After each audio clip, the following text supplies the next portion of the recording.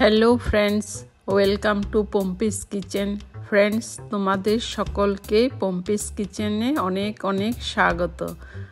আজ আমি তোমাদেরকে আলু আর পটল দিয়ে একটি দুর্দান্ত স্বাদের রৌ মাছের রেসিপি দেখাবো।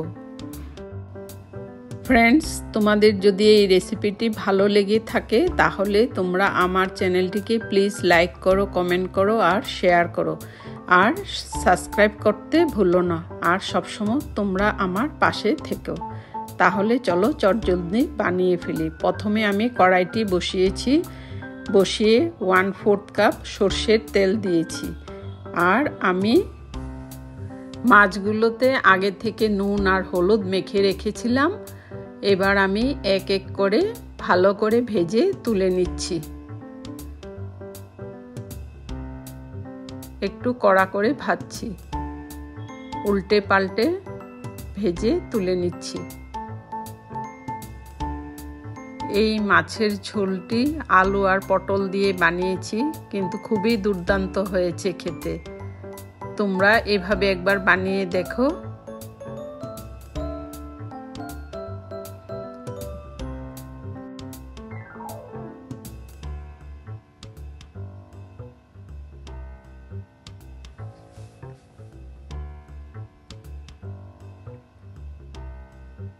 মাছগুলো ভাজা আমার হয়ে গেছে। এবার আমি 5টি পটল কেটে রেখেছিলাম, পটলগুলো দিয়ে দিয়েছি।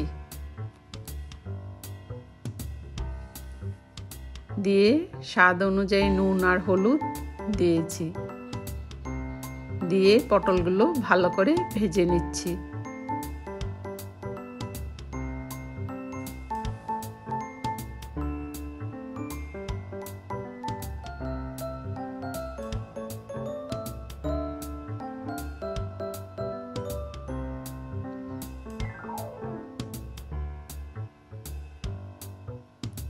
চার 5টে কাঁচা লঙ্কা কুচি করে দিয়েছি। একটি টমেটো কুচি করে দিয়েছি। দিয়ে ভালো করে পটলের সাথে ভেজে নিচ্ছি। পটলটা আমি অল্প লাল লাল করে ভেজে নিচ্ছি। এবার আমি 2টি আলু আগে থেকে বয়েল করে রেখেছিলাম, আলু 2টিও দিয়ে দিয়েছি। দিয়ে ভালো করে পটলের সাথে ভেজে নিচ্ছি।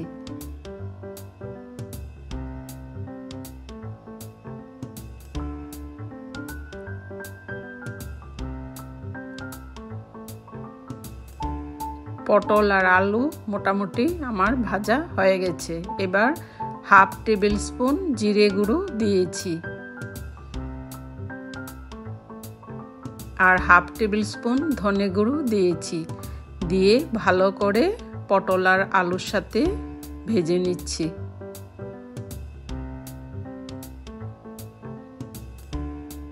ভালো করে নাড়াচাড়া করে নিচ্ছি।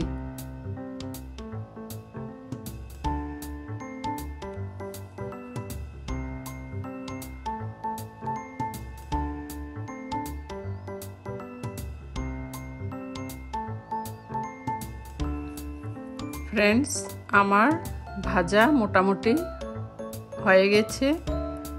এবার আমি 2 কাপ জল দিয়ে দেব।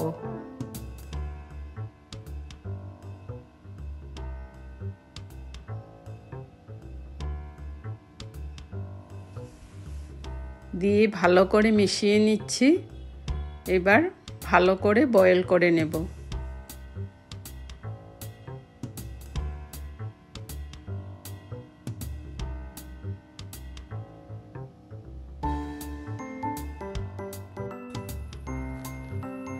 ফ্রেন্ডস, এবার আমার ঝোল বয়েল হয়ে গেছে। এই ঝোলটি আমি খুবই সিম্পলভাবে বানিয়েছি, কিন্তু খুবই দুর্দান্ত হয়েছে খেতে। এবার আমার আগে থেকে ভেজে রাখা মাছগুলো দিয়ে দিয়েছি। দিয়ে আরও কিছুক্ষণ বয়েল করব। আরও 5 থেকে 7 মিনিটের মতো আমি বয়েল করব।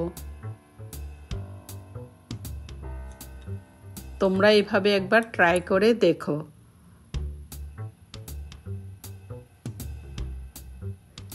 এবার আমি হাফ টেবিল স্পুন গরম মশলা দিয়ে দিয়েছি, দিয়ে আরও 1-2 মিনিট বয়েল করব।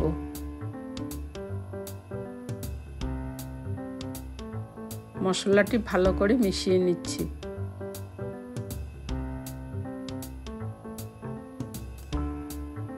সামান্য কিছুক্ষণের জন্য ঢাকা দিয়ে রেখেছিলাম, এবার ঢাকাটা তুলে দিয়েছি। ফ্রেন্ডস, আমার রৌ মাছের ঝোল আলু পটল দিয়ে ready. Friends, thanks for watching.